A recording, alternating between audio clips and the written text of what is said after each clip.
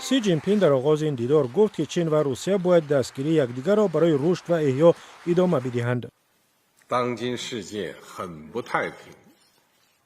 جهان امروز از آرامی و ثبات بسیار دور است و سلطه طلبی و برتری جویی خطرهای عمیقی را به وجود می آورند. جهان به خطر بازگشت به قانون جنگل روبرو است. پیشنهاد من درباره ساختن جامعه بشریت با سرنوشت مشترک و 4 تشبث جهانی از جانب جامعه بین المللی از جمله روسیه به طور گسترده پشتیبانی یافت. ولادیمیر پوتین رابطه‌های دوجانبه را در سطح بی‌سابقه ارزیابی کرد و گفت که روسیه در سایه جنگ ایران و بسته شدن گلوگاه هرمز که بازار جهانی نفت و گاز را به مشکل گرفتار کرد، یک تامین کننده با اعتماد انرژی باقی می‌ماند.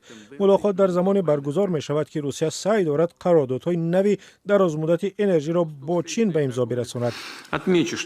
می خواهم تاکید کنم که روسیه و چین در بخش انرژی فعالانه همکاری می کنند.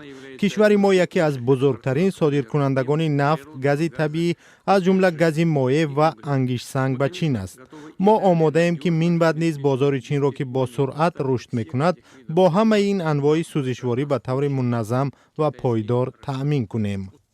مسکو از جمله خواهان پیشرفت در طرح ساختمان لوله گاز قدرت سیبیر 2 است که زمانی دراز است و تأخیر افتاده است. این طرح برای مسکو که پس از حمله روسیه به اوکراین بازارهای اروپا را از دست داد اهمیت حیاتی دارد.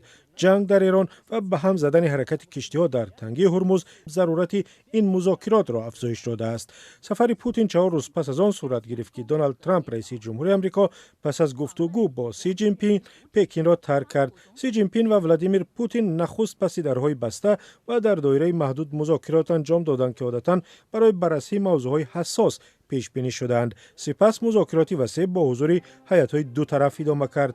بنا به اطلاع حکومت روسیه انتظار می رود دو رهبر شام 20 می شاهد امضای 21 سند باشند، از جمله بیانیه مشترک درباره تحکیم شریکی همه‌جانبه و همکاری استراتژیک و هم اعلامیه دیگر درباره ترغیب جهان چند قطبی و شیوه نوی روابط بین المللی. در بیانیه‌ای که رسانه‌های دولتی چین نشر کردند، سی جین پینگ گفته است فضای بین المللی پیچیده و نااستوار شده، عمل‌های یکجانبه سلطه طلبی اوج گرفته است. این سخنان به طور وسیع همچون اشاره به ایالات متحده آمریکا و متحدان آن معنی داد می‌شوند. حالا چین بزرگترین شریک تجارتی روسیه است و تقریباً نصف نفت صادراتی روسیه را می‌خرد. شرکت‌های چینی همچنین و تامین کنندگان اساسی مال و محصولات، تجهیزات صنعتی و فناوری‌های دارای تعینات دوگانه تبدیل یافتند که به گفته مقامات غرب به پایداری زمینه‌های نظامی و صنعتی روسیه کمک می‌کنند. این سفر در زمان صورت می‌گیرد که از امضای قرارداد شریکی استراتژیکی میان چین و روسیه 30 سال و از زمان امضای معاهده حسن همجواری، دوستی و همکاری میان دو کشور 25 سال سپری می‌شود.